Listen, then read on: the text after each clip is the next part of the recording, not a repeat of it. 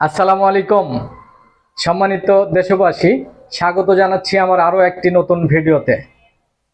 ছাত্র জনতার জুলাই অভ্যুত্থানের সরকার প্রধানের দৃষ্টি আকর্ষণ করছি।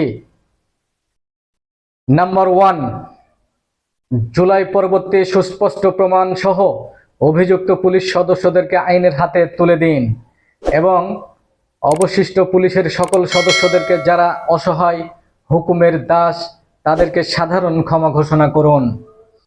নাম্বার 2, পুলিশ সদস্যদেরকে জুলাই ভাতা, 36 জুলাই ভাতা, 24-এর ভাতা বা ইয়ারলি রিফ্রেশমেন্ট ভাতা বা যে কোনো নামে একটি ভাতা ঘোষণা করুন। কারণ পুলিশ সদস্যরা খাওয়া না খাওয়া, প্রখর রোদে, ঝড়ে, বৃষ্টি বাদলে প্রচণ্ড কষ্ট করে। এমনকি রমজান মাসে এক হাতে ইফতার এবং অন্য হাতে ট্রাফিক সিগন্যাল মেনটেন করেন এবং বিপরীতে পুলিশ সদস্যরা যে মাইনা পায় তা অতি নগণ্য। মর্মে ছাত্র জনতার জুলাই অভ্যুত্থানের সরকার প্রধানের নিকট পুলিশ সদস্যদের জন্য একটি ভাতা ঘোষণার জোর আবেদন জানাচ্ছি। সম্মানিত দর্শক, নাম্বার 3, ফায়ার সার্ভিস তথা লাইফ সেভিং ফোর্স পুলিশের অনুরূপ একটি ভাতা ঘোষণা করুন। কারণ তারা নিজেদের জীবন বিপন্ন করে মানুষের জীবন রক্ষায় 24 ঘন্টা প্রস্তুত থাকে। নাম্বার 4, 2 লক্ষ নতুন পুলিশ সদস্য নিয়োগ দিন। সংখ্যা কম বেশি হতে পারে। তারা আইন শৃঙ্খলা রক্ষা সহ দেশের ভ্রাম্যমাণ আদালত পরিচালনা করবে। নাম্বার 5, 20,000 নির্বাহী ম্যাজিস্ট্রেট নিয়োগ দিন এবং দেশের বিভিন্ন থানা, পৌরসভা, ইউনিয়নের ভ্রাম্যমাণ আদালত পরিচালনা করুন। সম্মানিত দর্শক, 20 লক্ষ নাইট ভিশন ক্যামেরার বাজেট করুন এবং শহরে, নগরে, বন্দরে, ঘাটে, মোড়ে এবং বিভিন্ন স্পর্শকাতর প্লেসে সেট করুন।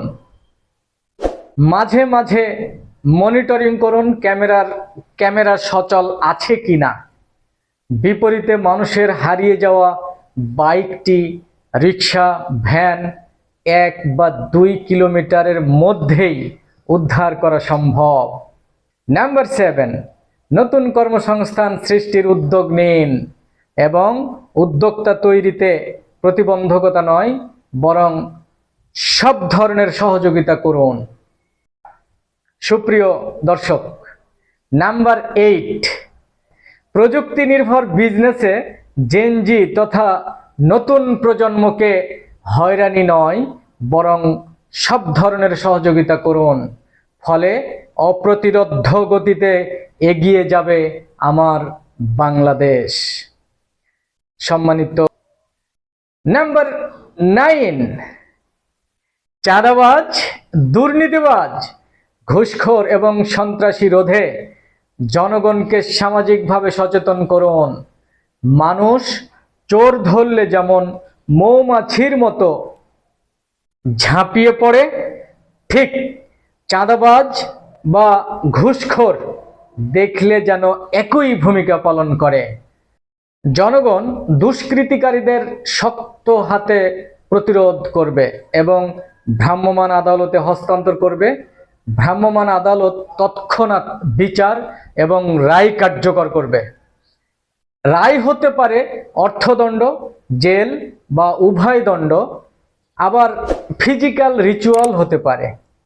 যেটাই হোক, শাস্তি দৃষ্টান্তমূলক হতে হবে এবং তা জনসম্মুখে। সম্মানিত দর্শক, এই ছিল আজকের গবেষণা ও পর্যালোচনা এবং সমাজ সচেতনতামূলক বক্তব্য। দেখা হবে পরবর্তীতে নতুন কোনো এক ভিডিওতে ইনশাআল্লাহ। Thank you so much. আল্লাহ হাফেজ।